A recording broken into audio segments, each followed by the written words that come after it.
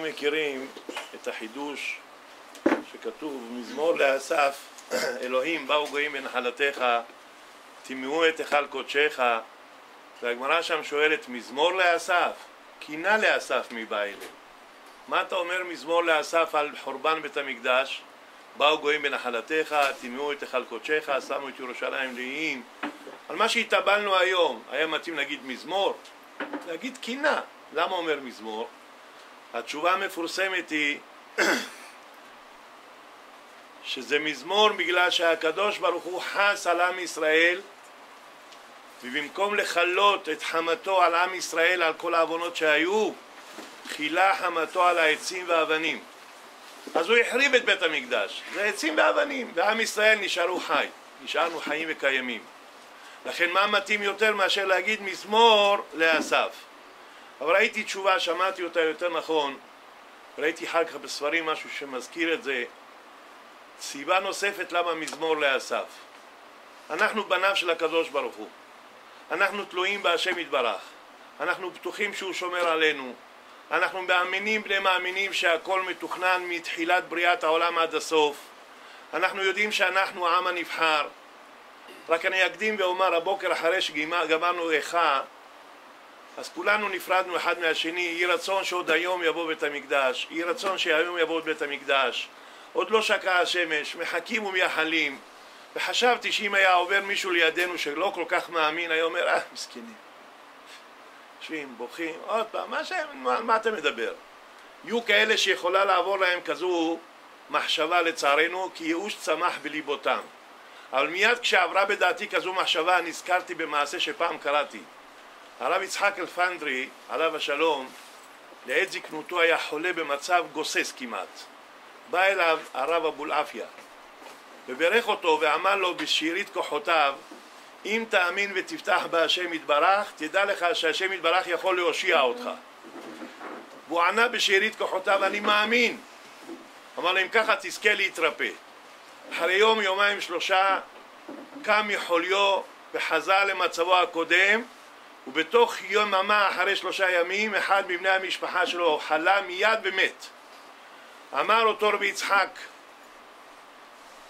אבולעפיה, אמר, כשדיבר איתי רבי יצחק אלפנדרי וברך אותי שאני אחלים, זה שנפטר עכשיו מבני משפחתי, ראיתי אותו בעיניי שעשה ככה ביד, איזה יחיה, והרגשתי שהוא לא האמין בדברי הצדיק, והנה מיד הוא נענש. מוריי ורבותיי, אנחנו מאמינים בני מאמינים שעוד לפני שתשקע השמש, השם יתברך יגאלנו גאולה שלמה.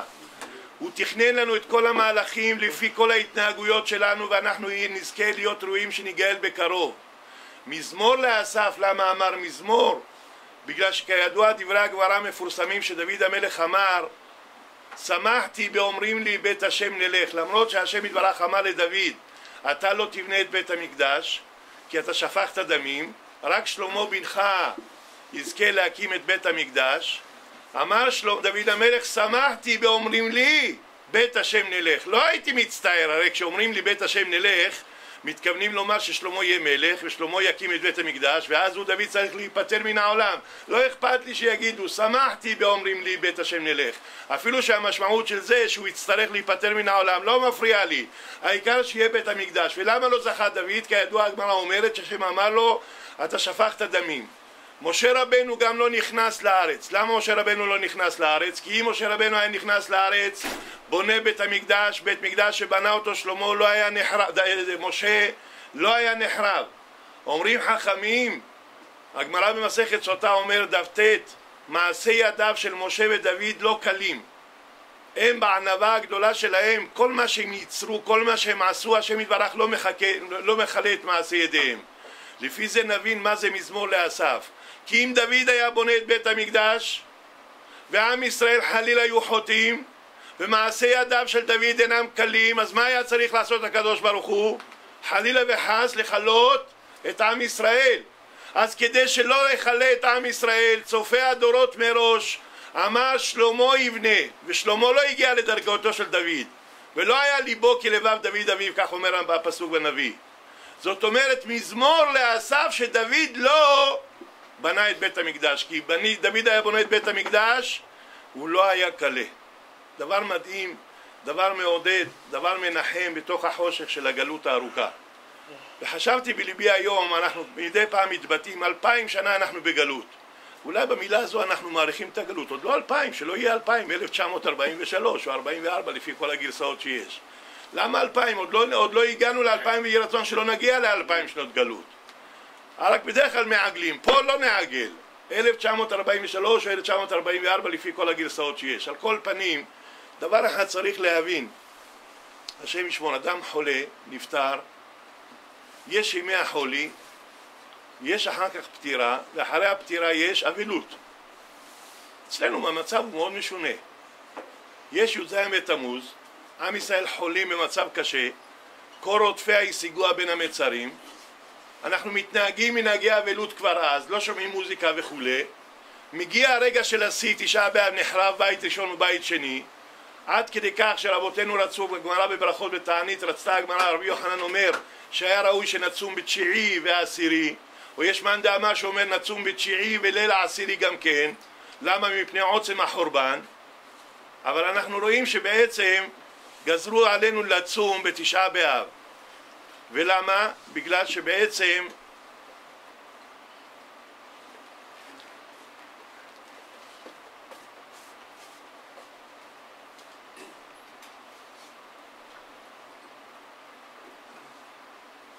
אנחנו רואים שצריך לצום בתשעה באב או לעוצם חורבן, ואנחנו מייחלים בעזרת השם שהשם יתברך יזכה אותנו, שנזכה בעזרת השם.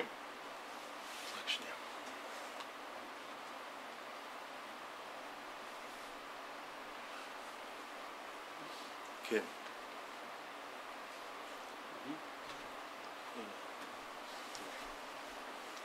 הרי לכאורה הדבר הוא מאוד משונה. אחרי שבית המקדש נחרב, וזה היום קרה, מה קרה לנו אחרי צהריים? קמנו, ישבנו על הכיסאות והתחלנו להתנחם. לכאורה לא צריך להיות מצב הפוך. לפני החורבן עוד לא קרה כלום. קרה החורבן בתשעה באב, אנחנו מתאבלים בשיא העוצמה, וביום תשעה באב שהבית נשרף, קמים ואומרים נחמו נחמו. סדר הדברים לא כך. אדם שמישהו מתו מוטל לפניו, כתוב שאדם צריך לבכות בבוקר כי מי שמתו מוטל לפניו. אז איזה מצב? זה אבסורד, לכאורה זה לא לפי הסדר. אדם יש לו מת בביתו חלילה וחס, הוא מתאבל עליו, אחרי כן הוא עושה 7 ימים של אבלות. אנחנו עושים 3 ימי שבועות של אבלות לפני כן, ולאחר מכן עושים יום תשעה באב, וקמים אחר כך, והלילה יהיה מוטל לשמוע מוזיקה, נגמר, הרי נחרב בית המקדש. הסדר לכאורה לא תואם. התשובה היא שאנחנו בעזרת השם יודעים טוב מאוד שכל מה שהשם יתברך עושה איתנו זה מסרים. זה כמו אדם שחולה והקדוש ברוך הוא רוצה לעורר אותו, ובי"ז בתמוז היה המצור על ירושלים, וכל המטרה של חורבן בית המקדש זה כדי לעורר אותנו. ואם ידענו להצטער לפני כן, ואם ידענו להתאבל לפני כן, ואם ידענו לשבת ולבכות לפני כן, אזי המטרה הושגה. מה שאין כן אחרי שקמנו מתשעה באב וידענו להתאבל כמו שצריך, זה מוכיח שבית המקדש קיים בקרבנו. כמו שחז"ל מבארים, כל הבוכה ומתאבל על ירושלים זוכה ורואה בבניינה. איזה זוכה? יש דורות לפנינו שהתאבלו על ירושלים ולא זכו לראות בבניינה. עדיין בית המקדש היה רחוק מהם. אז מה זה שנאמר זוכה ורואה בבניינה? התשובה היא שברגע שאדם יהודי אחרי 1943 שנים מתאבל על ירושלים, אין לך בניין יותר גדול מזה, כמו המעשה המפורסם של נפוליאון. זוכה ורואה בבניינה. יוסף הצדיק לא מת, ויעקב אבינו הרגיש שהוא לא מצליח להתנחם, והרגיש סתירה. ממה נפשך? אם יוסף נפטר, גזרה על המת שהשתכח תוך י"ב חודש. אבל למה עברו י"ב חודש והוא לא התנחם? הרי יש גזרה שהקדוש ברוך הוא קבע. מזה שהוא לא מתנחם הרגיש סתירה בין הדברים, לכן לא יכל להתנחם ולא יכל לחזור לשגרה. זה שאנחנו אחרי 1943 שנים יודעים להתאבל כמי שמתו לפניו, ומי שזכה בעיניים שזכו לפני 6 שנים לראות את מרן הרב עובדיה איך בוכה על החורבן כמי שמתו מוטל לפניו, מבין מה זה להצטער היום על חורבן ירושלים, מבין מה אנחנו צריכים להרגיש שהפסדנו ועד היום זה חסר, וככל שנרגיש שהפסדנו יותר, שם תהיה הנחמה.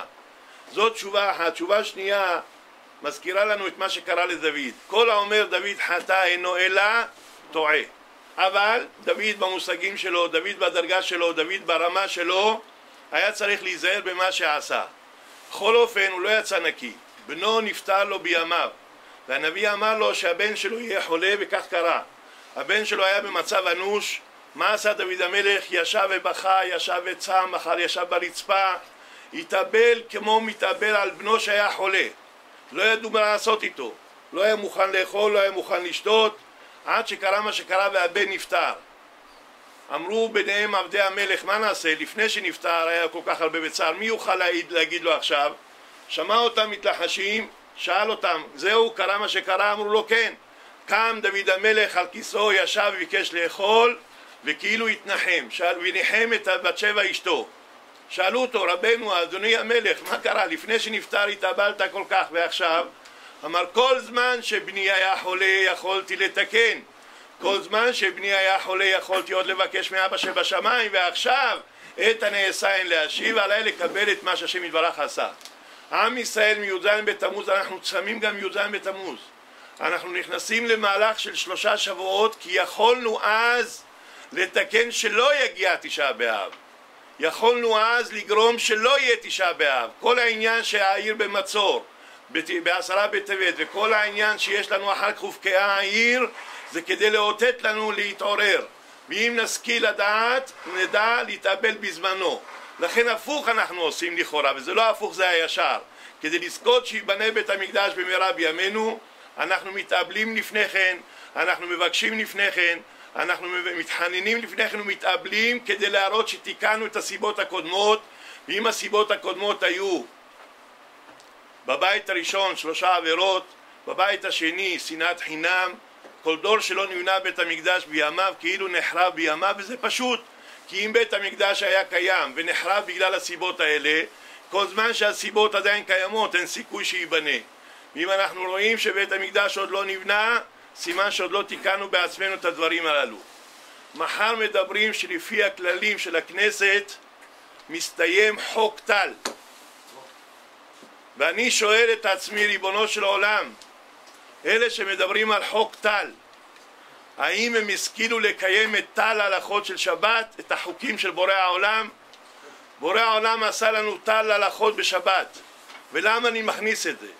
בגלל שלצערנו הרב אפשר בימים האלה להתבלבל, ואפשר לשמוע פרשנויות, וחשבתי בליבי אני אבוא עם טלית ותפילין ואומר את הדברים עם טלית ותפילין כדי שהדברים יקבלו משנה תוקף. לא להתבלבל בגלל פרשנויות, ולא להתבלבל בגלל כל מיני אמרות. בגלל שעם ישראל צריכים לחזק בידו את התורה, וחובל עול מפני שמן, וחובל עולו של סנחריב מפני שמנו של חזקיהו המלך. עומדות היו רגלינו בשערייך ירושלים. מפני מה היו עומדות רגלינו בשערייך ירושלים? בגלל השערים שהיו מצוינים בהלכה. ואם עם ישראל לא ילמדו תורה, אם עם ישראל לא יהיה בהם כאלה שלומדים תורה, אין לנו שום זכות קיום. עומדות היו רגלינו בשערייך ירושלים. כל מה שאפשר לעמוד בירושלים זה בגלל שערי תורה שנמצאים בכל מקום ומקום. ולכן אני אסיים בדבר אחד. כשקראתי את זה חשבתי שזה מעשה, לאחר מכן אמרו שזה משל, אבל זה כל כך יפה בין משל ובין מעשה. היה אי קטן, מבצר, שרצו להילחם בו, ועשו אותו במצור, שבוע, שבועיים, חודש. אלה שהיו נמצאים במבצר לא ידעו מה לעשות, הם בבעיה. מסביב זה אי ים, אין אפשרות לברוח, אין אפשרות לאן לסגת, ומצד שני מה לעשות, המלאי של האוכל הולך ונגמר, ולכן אלה שהחזיקו אותם במצור לא היו מוטרדים. ידעו שעוד יום, יומיים, שבוע, שבועיים ירימו ידיים ויתייאשו, וכך לכאורה המצב יראה שהולך להתקיים. עד שראש הלוחמים באותו מבצר עלה בדעתו רעיון עצום. המקום הוא חשוך בין האי לתוך המקום שאלה שצרו עליהם, והוא העלה בדעתו רעיון כמו הפדלים של האופניים, שאפשר לעשות בפדלים להוציא אור. איך עושים את זה, אברהם? איך עושים בפדלים? עושים יש... איך זה נקרא? יש לזה שם? דינמו. דינמו, כן. עם הדינמו הזה אפשר לעשות אור. הוא ישב וחשב על הרעיון יצירתי. הם אלה שמקיפים את העיר, התייאשו מאיתם שיעשו משהו. הוא הכין כמה דינמואים כאלה, ואמר לחיילים שלו שאנחנו נלך לאט לאט נתקרב אליהם בחושך. הם לא יעלו על דעתם שאנחנו מתקרבים, וכשנתקרב נדליק את הדינמו הזה, נסרבר אותם וניכנס בהם. וכך היה, והמהלך הצליח, ונראה כמתקדם. האויב שצר על אותו מקום הסתנוורו ולא ידעו מה לעשות, והיה נראה שמצליחים להילחם בהם, עד שקרה משהו באמצע. מה קרה משהו באמצע? אחד מאלה, פתאום נחבא האור של הדינמו, ואלה שהיו שצרו עליהם במבצר התעשתו ונכנסו בהם מלחמה וניצחו אותם וחיסלו אותם. מה התברר לאחר מכן? שאותם אלה שהיו אחראים על הדינמו כל כך התפעלו מהחיילים שמנצחים, החליטו לעזוב את הדינמו והלכו אחריהם יחד לנצח את המלחמה. באותו רגע שהם הלכו נגמר האור, ניצחו האויבים. וחובל עול מפני שמן. איך העול של סנחריב מפני שמנו של חזקיהו, בזכות האורות שדולקים בבתי מדרש. זה הדינמו לנצח את האויב. ואם יהיה אדם שאחראי על הדינמו וילך פתאום באמצע ויחליט אני רוצה לנצח, אני רוצה גנרל, אני רוצה כל מיני דברים, הרי שהוא מחשיך את שדה הקרב ויכול לגרום שחיילים חלילה ייכשלו. בני התורה זה הדינמו, זה האור. ומי שמתבלבל פה, מי שחושב פעמיים, כי נדמה לי ששמעתי ביום חול שהיו פה כמה בעלי בתים שאמרו לו להגיד אבינו מלכנו, לא להגיד אבינו מלכנו. מרן בוכה כשאומר אבינו מלכנו. זכיתי להיות איתו לשבוע שעבר והוא בוכה כשהוא אומר אבינו מלכנו. ושמעתי שיש כאלה מהססים, כשילכו למלחמה אחיכם ישבו פה ויצאו למלחמה ואתם תשבו פה. אז כשהוזמנתי יישר כוח לדבר היום, אמרתי אני חייב לגוע בנקודה הזאת, כי יהודים יקרים כמוכם ואחרים כמוכם יכולים להתבלבל בנקודה אחריות גדולה מאוד בהשקפה הטהורה שלנו. האדם יכול ללכת לצבא ולאבד את הזכות שהוא הלך לצבא. למה הוא מתחרט? קורא לעצמו פרייר. אם הוא קורא לעצמו פרייר אז הפסיד את מה שהלך לצבא. חבל. אנחנו לא מתחרטים שהלכנו לישיבה, ועליהם מוטלת החובה לא להתחרט שהלכו לצבא. אלה ברכב אלה בסוסים, וכולנו בשם השם נזכיר. אנחנו צריכים לדעת את האמת הפשוטה הזאת. עם ישראל לא ככל הגויים, לא ככל הגויים בית ישראל. וברוך השם שהתעוררנו לעשות ישיבות בין הזמנים, וזכינו להיכנס לרב עובדיה שיהיה בריא, לרב שטיימן ועוד גדולים, הרב יצחק יוסף והרב מזוז ועוד גדולים שברוך השם בירכו על המבצע של תורתו ומנותו, שכמו שהם רוצים לגייס את בני ישיבות נעתרנו להם והחלטנו להתגייס לעוד מסכת מכות. ללמוד מסכת מכות אנחנו מתגייסים עוד ועוד. הם רוצים שנשב נלמד, 100% מוכנים לקבל את המוסר השכל שלהם.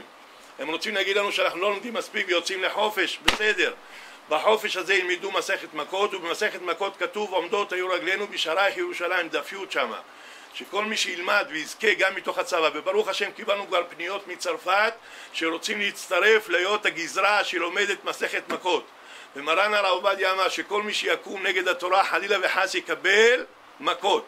והרב מזוז כשראה מסכת מכות אמר מכות אותיות תומך, תומכי המאושר.